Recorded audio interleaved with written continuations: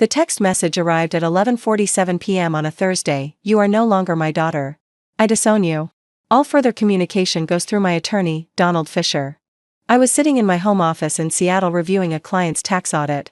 And I read those words 3 times before I understood that my father had just legally severed our relationship via text message like he was canceling a Netflix subscription. The question wasn't why he done it. I knew exactly why. The question was whether he understood that the $6,800 I transferred to his account every month was about to stop. Drop a comment and let me know where you're re-listening from and what time it is for you right now. I'd love to know who's part of our community. My name is Naomi Castellano. I'm 38 years old, and I'm a forensic accountant in Seattle.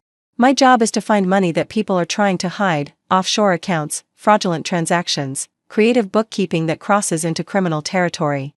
I testify in federal court. I've helped prosecutors put white-collar criminals in prison. My entire career is built on following the money and documenting everything. I should have applied those same skills to my family years ago. My father, Vincent Castellano, is 66 years old. He's a retired construction foreman who lives in Tucson with my mother, Rita, who's 64. They've been married for 43 years. They raised 3 children, my older brother Marco, me, and my younger sister Felicia. Marco is 41.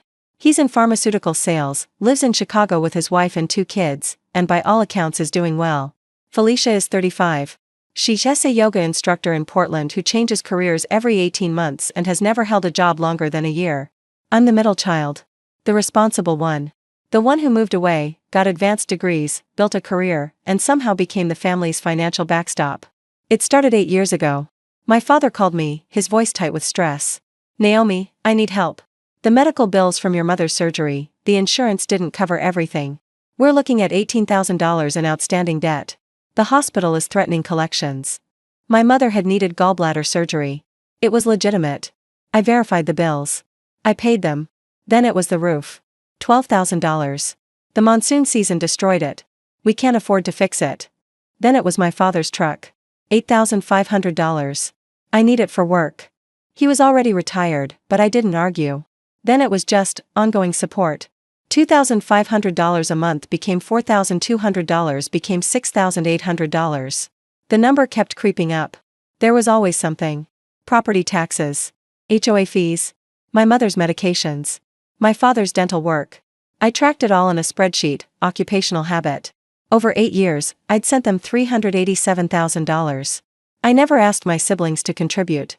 Marco had college tuition for his kids. Felicia was finding herself. I was single, no kids, successful career. I could afford it. That was the logic. But the real reason I paid was simpler and more pathetic. I was buying the approval I'd never gotten as a child. My father had always preferred Marco, the firstborn son, the golden child. Felicia was the baby, the creative one who needed protecting. I was the middle child who didn't need anything, who was so independent, who had it all figured out. Being needed financially was the only way I'd ever been needed by them at all. 6 months ago, I started dating someone. His name is James. He's a software engineer, kind, funny, and he's black. My family is Italian-American, Catholic, and, I'd always told myself, not racist. I was wrong. I brought James to Tucson for Thanksgiving. I'd told my parents about him. I'd shown them pictures.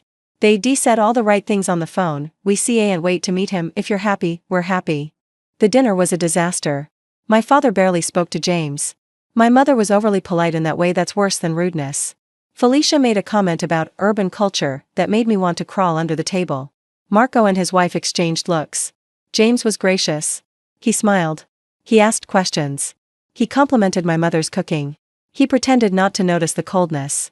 When we left, he said, "Your family doesn't approve of me." I wanted to deny it. But I couldn't. I'm sorry. They're traditional. Traditional is one word for it. He wasn't angry.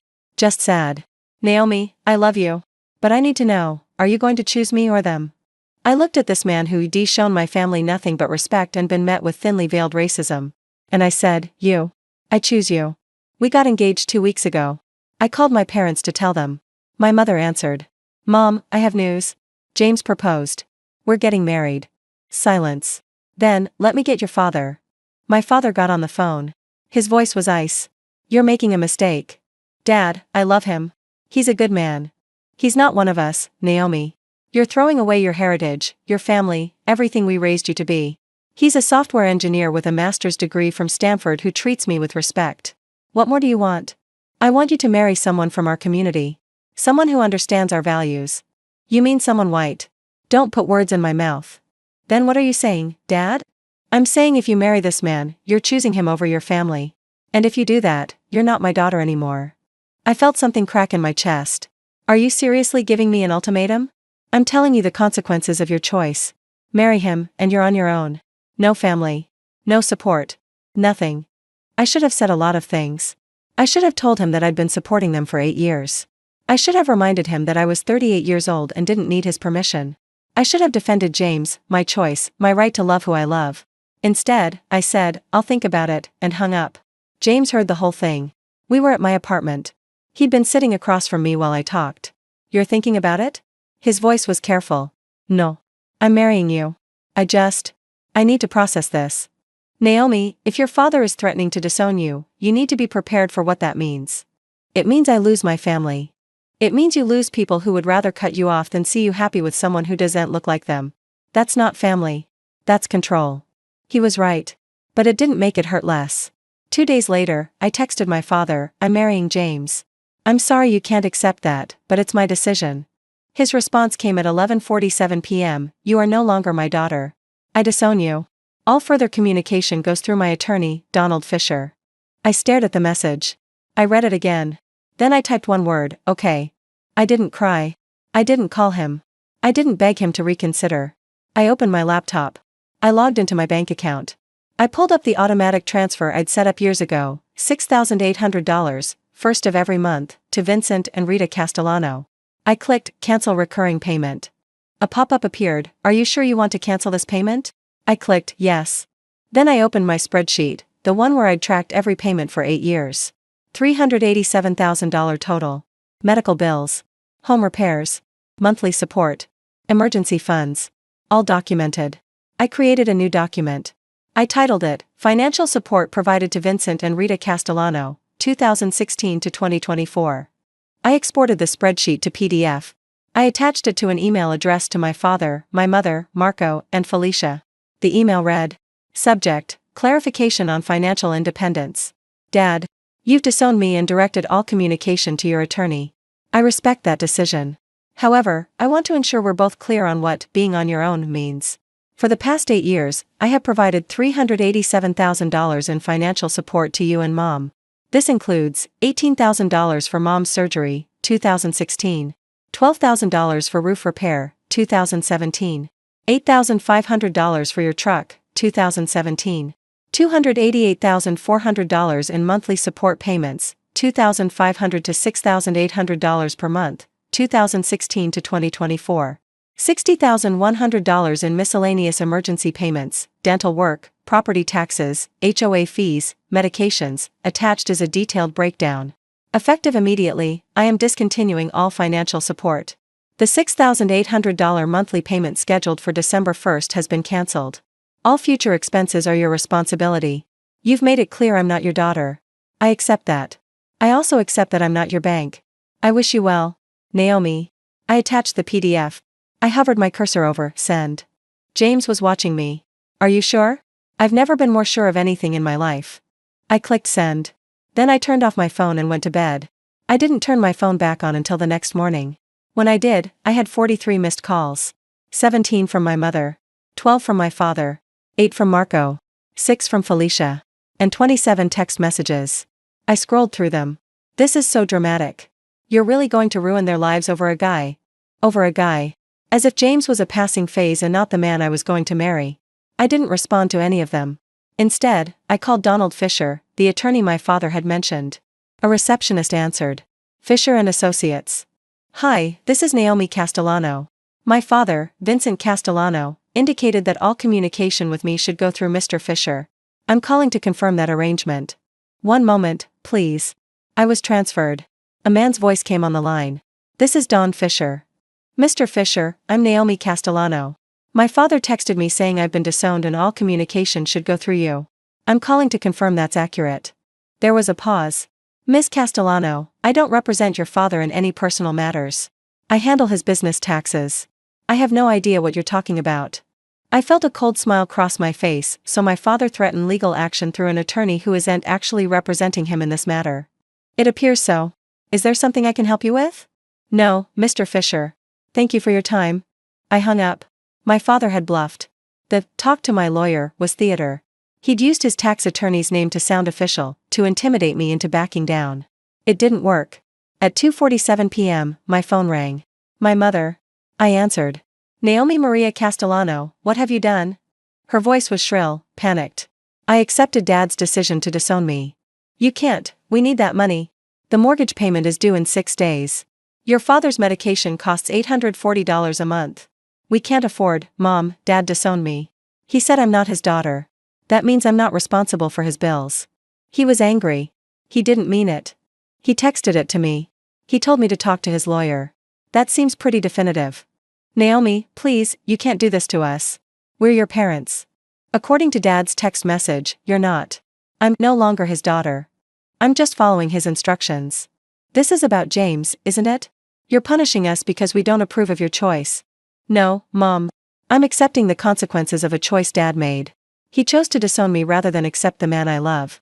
I'm choosing to stop funding a household that doesn't consider me family. But we can't survive without your help. And there it was. The truth. They couldn't survive without me. But they'd been willing to throw me away anyway. Then I suggest you call Marco and Felicia. Or maybe call Dad's lawyer. Oh wait, he doesn't actually represent Dad in this matter. I checked. You called Donald? I did. Turns out Dad was bluffing about the legal representation. Just like he was bluffing about being able to afford disowning me. My mother started crying. Naomi, please. I'm begging you. Don't do this. We'll lose everything. You already lost me. You chose to. This is just the financial consequence of that choice. I hung up. The calls continued for 3 days. My father never called, pride, probably. But my mother called constantly. Marco sent angry emails about family responsibility. Felicia left voicemails calling me selfish, vindictive, cruel. None of them apologized for the racism. None of them said James was welcome. None of them asked if I was okay. They just wanted the money back. On day 4, I received an email from my father. The first direct communication since the disowning text. Subject, we need to talk. Naomi, your mother is beside herself. I may have spoken in anger, but I never expected you to actually cut us off financially. We have bills due. We have expenses. You know we depend on your support. I'm willing to discuss this situation if you're willing to be reasonable. Call me, Dad. Reasonable. As if my request to be treated like an adult who can choose her own husband was unreasonable. I replied. Subject, we need to talk. Dad. You disowned me. You said I was no longer your daughter. You directed me to communicate through your attorney, who, by the way, doesn't represent you in this matter. I took you at your word. If you want to reconcile, the terms are simple. 1. You apologize to James for your behavior and your racism. 2. You welcome him into our family without conditions. 3. You acknowledge that I'm an adult who has the right to make my own choices. If you can do those 3 things, we can talk about rebuilding our relationship. But the financial support is over regardless. I've spent 8 years funding your lifestyle while being treated as the acceptable child when I'm useful and the disappointing child when I make choices you don't like. I'm not your ATM. I'm not your backup plan. I'm a person who deserves respect, not just when I'm signing checks. The money is gone. The question is whether you want a relationship with your daughter. Naomi. I sent it. Then I blocked my father's number, my mother's number, and my siblings' numbers. I didn't need to hear their response. I already knew what it would be. They'd either choose their racism over their daughter, or they'd swallow their pride and apologize. Either way, the financial support was over. It's been 3 months. I haven't heard from my father. My mother sent one email through a cousin, please reconsider. We're struggling. I didn't respond. Marco sent a check for $1,000 with a note, this is all I can do. I have my own family to support. Felicia sent nothing. James and I got married last month. Small ceremony, just friends. My family wasn't invited. I didn't cry about their absence. I'd already grieved them. This morning, I got an email from an address I didn't recognize. I opened it. It was from my father's neighbor in Tucson, a woman named Patricia I'd met once at a barbecue. Subject, thought you should know. Naomi. I don't know if this is my place, but I thought you should know your parents are selling their house. They put it on the market last week. Your dad told me they re-downsizing to an apartment because they can't maintain the house anymore. I don't know what happened between you all, but I wanted you to be aware. Take care. Patricia. I read it twice. Then I closed the email. They were selling the house. The house I'd paid to repair. The roof I'd replaced. The HVAC system I'd funded. The property taxes I'd covered for years. They were downsizing because they couldn't afford the lifestyle I'd been funding. Good. I'm sitting in my home office now. The same office where I received my father's disowning text 3 months ago. My coffee is hot. My spreadsheet is closed. My bank account has an extra $6,800 in it every month. James is in the kitchen making dinner. I can hear him singing off-key to whatever's on Spotify. I don't miss my family. I miss the family I thought I had, the one that loved me unconditionally, the one that valued me for more than my bank account. But that family never existed. I was just paying for the illusion. My father texted, "You are no longer my daughter." I replied, "Okay." And I meant it. Because daughters aren't ATMs. Families don't disown people for loving the wrong color. And love that comes with conditions isn't love, it's a transaction. I finally stopped paying. And for the first time in 8 years, I'm solvent. Not financially, I always was. Emotionally. The ledger is balanced. The account is closed. And the daughter he disowned is finally, completely, free.